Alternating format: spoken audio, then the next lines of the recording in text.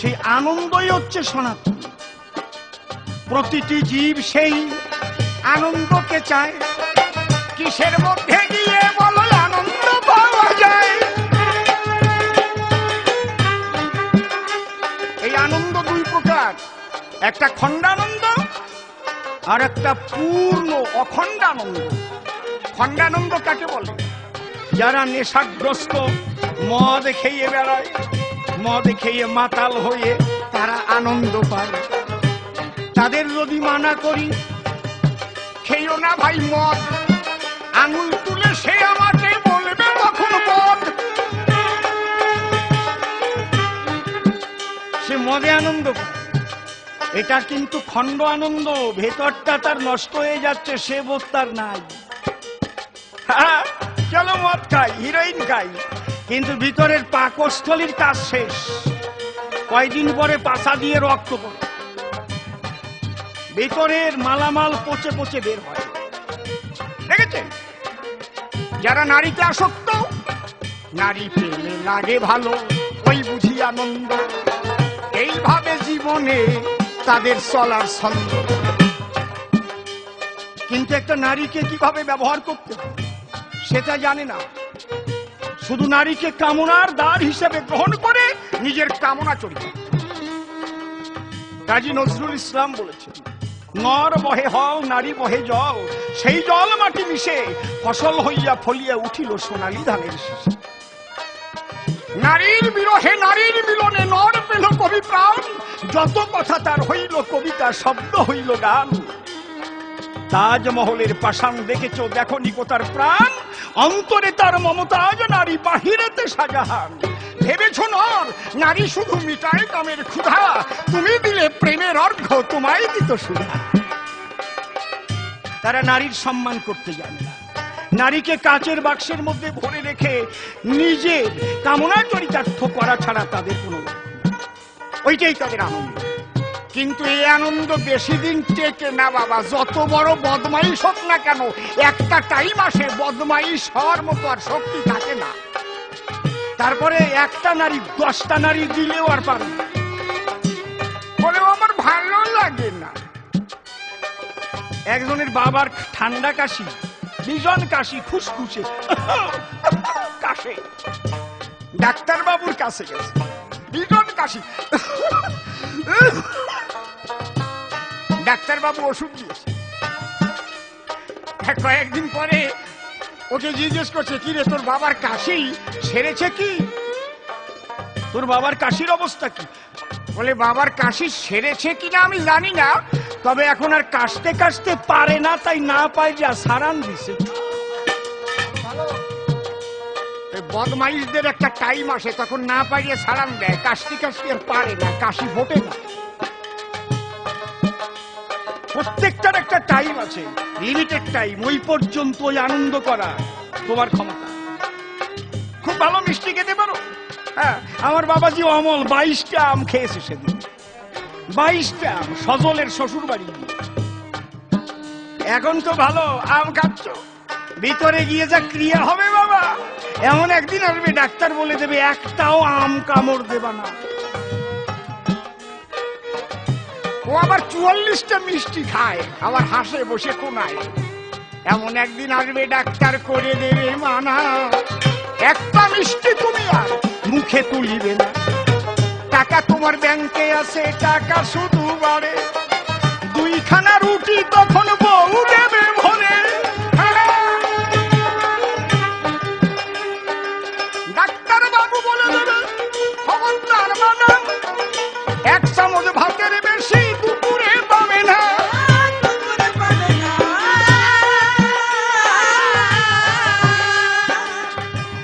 এই যে যে আনন্দগুলো আমরা করি, আনলিমিটেড আনন্দ, এ আনন্দ না। যে আনন্দ পেলে পরে তা হয় না কভু ক্ষয়, সেই আনন্দকেই ভগবত আনন্দ কয়। সেই আনন্দ সনাতন সত্তা, যার ধ্বংস নাই। চলো বাবা আমরা সেই আনন্দের দেশে যাই। সেই হচ্ছে ধর্ম। যা জানলে, যা পেলে, জগতে আর কিছু পাবার আকাঙ্ক্ষা থাকে না, যা খেলে আর কিছু খাবার আকাঙ্ক্ষা থাকে না, সেই হচ্ছে সনাতন, পরম ব্রহ্মের ধর্ম সনাতন। তার আবার সাও তারিখ থাকে নাকি, দিন তারিখ থাকে নাকি? অনন্তকালেই সেই আছে সনাতন। সেদিন থেকে হয়েছে জীবন সৃজন, প্রতিটি জীব সেই আনন্দই চায়, আনন্দের দিকে দাঁড়ায় ওই যে ধেয়ে যায়। প্রতিটি জীব আনন্দ চায়। আমরা ক্রিকেট খেলা যখন দেখতে বসি, সৌরভ গাঙ্গুলি যদি 100 রান করে, ওকে কি বলে? সেঞ্চুরি করা।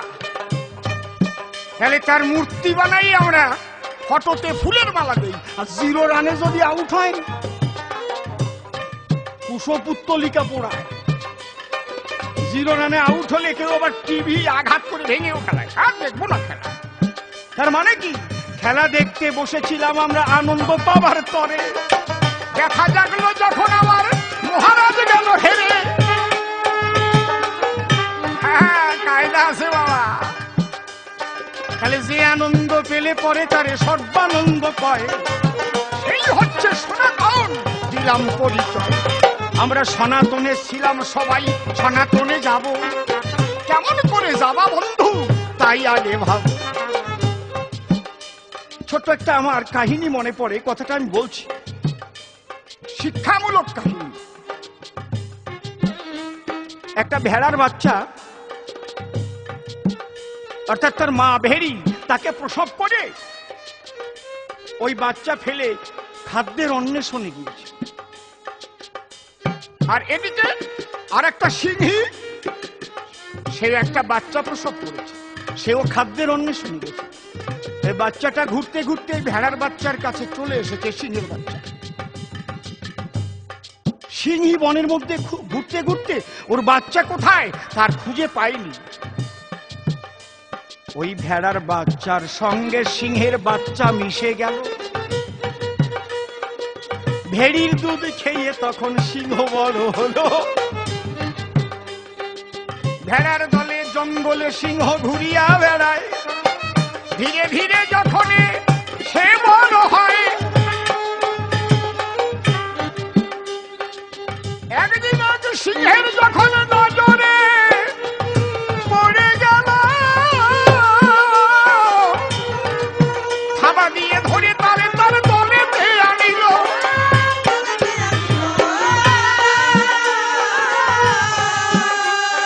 ভাবে সিংহের বাচ্চা কেন ওই ভেড়ার দলে ঘুরে, থাবা দিয়ে নিয়ে এলো সিংহ তারি ধারে। স্বচ্ছ জলের কাছে তারে নিয়ে যায়, ওর প্রতিবিম্ব তখন জলেতে দেখায়। চেয়ে দেখ তুইও যা, আমিও তাই জঙ্গলে, সিংহ হয়ে ঘুরিস কেন ওই ভেড়ার দলে। ওরে থাবা দিয়ে এনে স্বচ্ছ জলের সামনে নিয়ে ওর প্রতিবিম্ব দেখাচ্ছে, দেখ তুই সিংহের বাচ্চা, তুই ভেড়ার দলে ঘুরিস কেন।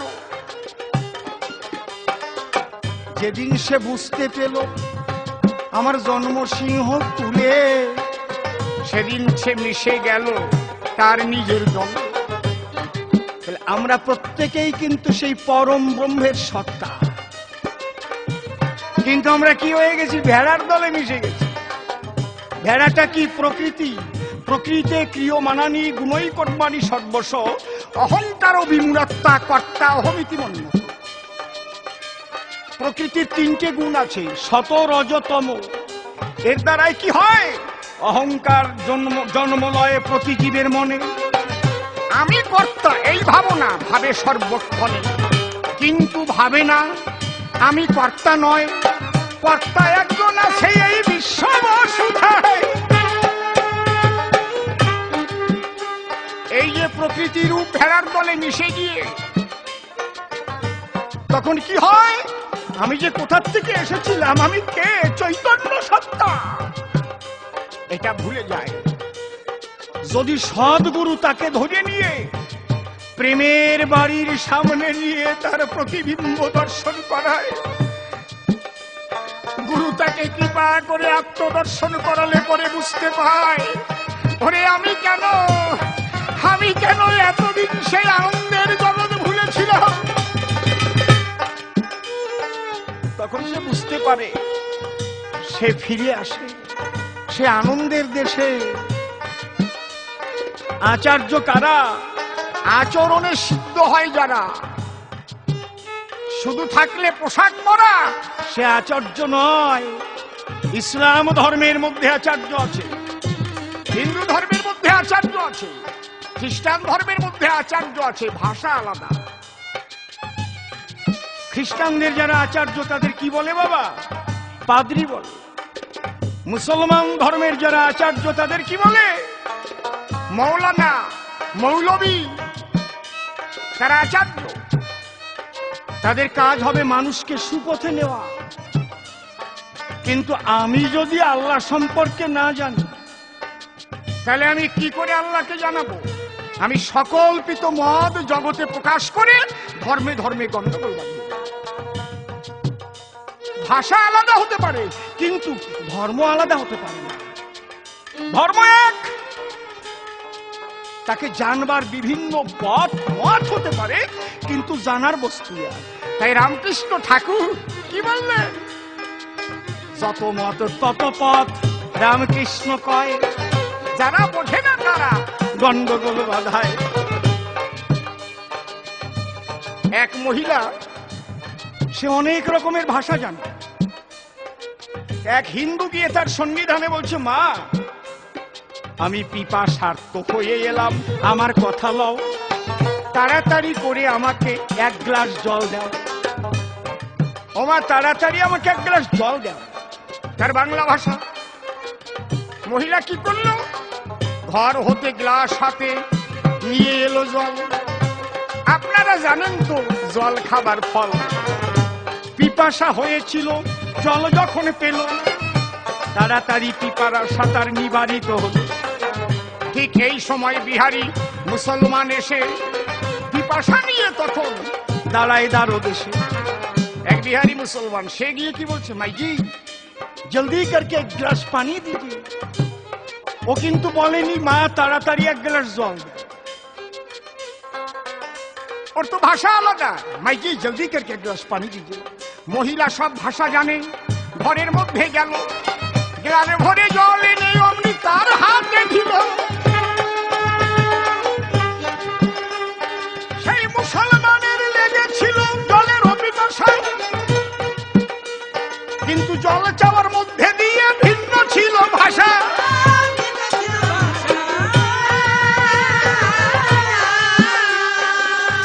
একই জল, ও কিন্তু পানি যখন কয়, একই জল খেয়ে তার পিপাসা দূরে যায়। এমন টাইমে এক ইংরেজ ছুটে আসে, তার তো ইংরেজি ভাষা, দাঁড়ায় দ্বারদেশে। এক ইংরেজ, তারও জল পিপাসা কিন্তু তার ভাষা আলাদা। সে কি বলল? Please mother give me a glass of water, hurry up. আগের ভাষা নাই, ওই দুটো বাদ পড়ে গেছে। Please mother give me a glass of water, hurry up. ওই মহিলা ইংলিশ জানে, ঘরের মাঝে যায়, জল এনে যখন সেই ইংরেজে দেয়, জল খেয়ে সত্যি আনন্দ সে পেল। তিনজন তিন দিকে চলিয়া গেল। তিনজনের মুখে ছিল ভিন্ন ভিন্ন ভাষা, কিন্তু বুকের মাঝে লেগেছিল একই জল পিপাসা।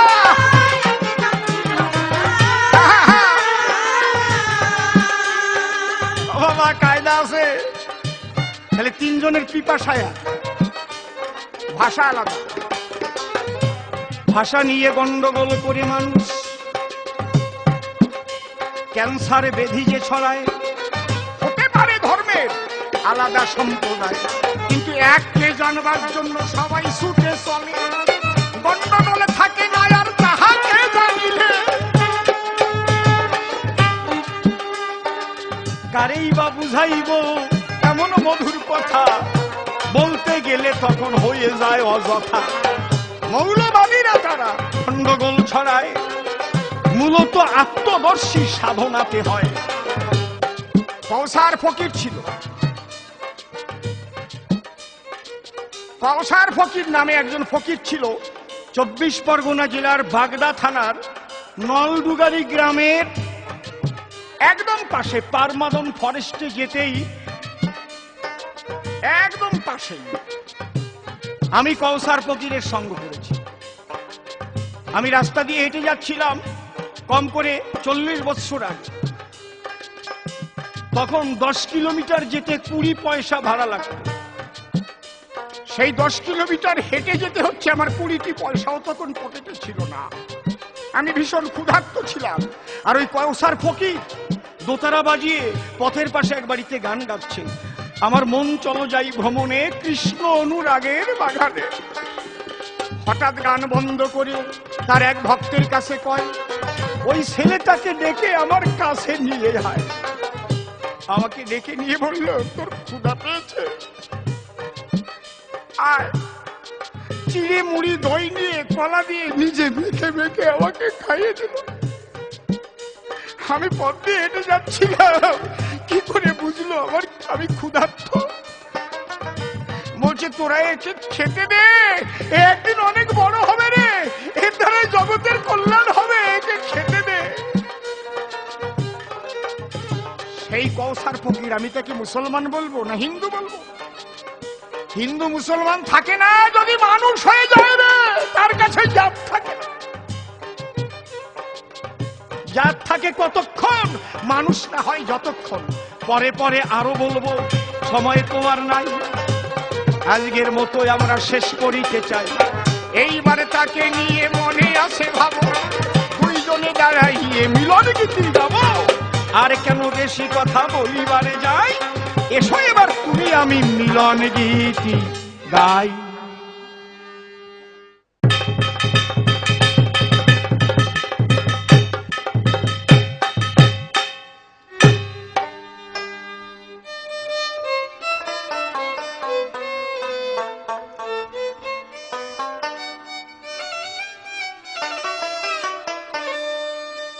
হবে আজ গুরু শিষ্যের মধুর মিলন, এই কবি গানে হবে আজ, হবে আজ গুরু শিষ্যের মধুর মিলন, কবি গানে।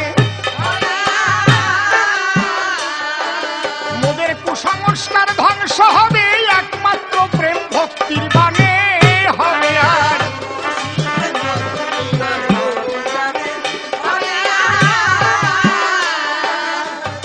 ধাতু মন প্রত্যয় করলে তাহাকেই ধর্ম বলে।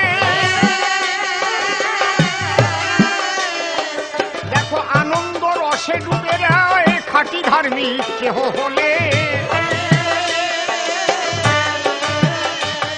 ও সেই আনন্দময় মানুষ পেলে সঙ্গ করো তাহার শনে, হবে আজ।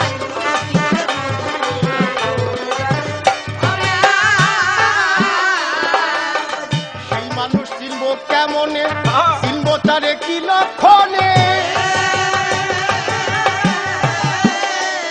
আছে সাজা গোসায় হাজার হাজার কত দেখিয়ে ভুবনে। তারা ভ্রান্তি ছড়াই মানব মনে, বেদনা তাই আমার প্রাণে।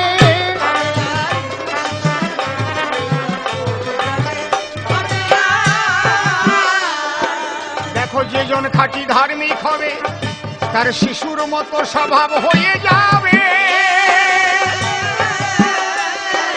ওই জাতাজাতির ঘৃণ্য নীতি তার পরশে দূর হইবে। বসে সবাইকে আপন করিবে, তারই প্রেমের পরশ দানে, হবে আজ।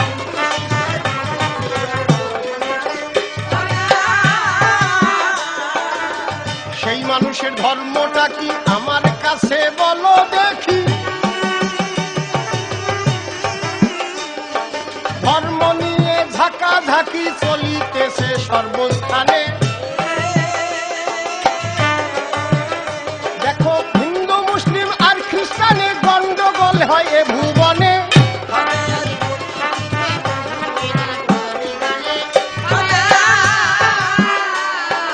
আবার যে শক্তি জগতে বিশ্ব চলে, তার সন্ধান কেহ পেলে আরে সে কবু বন্দী থাকে না ধর্মের বেড়া জালে। ও সে আনন্দময় ঢেউয়ের তালে চলে মহাশূন্যের পানে। হবে আয়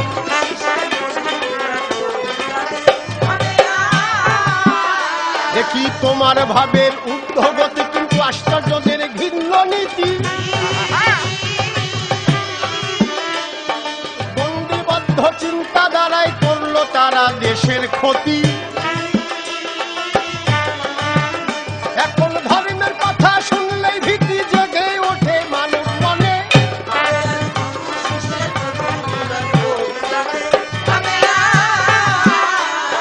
আছে সর্বজীবে একই ঈশ্বর, সেই সত্তাই অবিনশ্বর, যার মাঝে এই অনুভূতি চলো যায় তাহারই গোচর। ও সে সমান ভাবে ব্রাহ্মণ মেথর, অনুমান নয় বর্তমানে। হবে আয়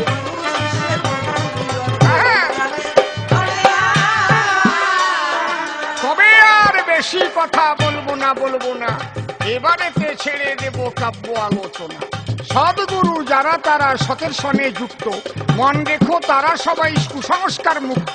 হিন্দু মুসলিম খ্রিস্টান মধ্য ধর্ম যেথা শেষ, সেই মানুষের মধ্যে থাকে আনন্দের আবেশ। যাহা দেখি আমি এই লোক সমাজের মাঝে, কথার বেলায় বাহাদুরি ঠিক নাই তাদের কাজে। তাই আরো কিছু প্রশ্ন তোমায় করবো দান, গুরু তুমি দিয়ে যাবে সঠিক সমাধান। তবে এই ক্যাসেটের সময় মোদের হলো অবসান, আরো তো ক্যাসেট করে দেব একখান। ভক্তগণের নিকটে তাই রইল নিবেদন, তৃতীয় পর্ব আপনারা করিবেন শ্রবণ। শিষ্যের যত প্রশ্ন করবে মমস্থান, তার মীমাংসা দিতে হবে ক্যাসেট করে খান। ক্যাসেট কয়েকখান করে মনে আছে ভাবো, একে একে মীমাংসা আমি দিয়ে যাব। এমনি ভাবে একে একে ক্যাসেট মোদের হবে, যত প্রশ্ন আছে এই জবাব দিয়ে যাবে। তার জন্য আমার কোনো চিন্তা ভাবনা নাই, যা করাবে গুরু আমি করে যাব তাই। কেনই আমি বেশি কথা বলিবারে যাব, আমার মতো ভাব আমি শেষ করে দেব। এদিকেতে আছে যারা ভগত সুজন, সকলের চরণ আমি করিনু বন্দন। আরো রয়েছে যারা মায়েদের জাতি, সকলের চরণে আমি করিলাম প্রণতি। পিতামাতার চরণেতে প্রণাম জানাই, ওরে জাতুল্য দেব দিবের জগতে নাই। আপনারা সবাই মিলে আশীর্বাদে করে একটু চরণ ধুলি নিয়ে যাবেন আমার এই শিরে। তবে কেন বেশি কথা বলিবারে যাই, তবে বেশি বলে আমার আর প্রয়োজন নাই। এই পর্যন্ত আমার ভাব সাঙ্গ হলো রাধা কৃষ্ণ।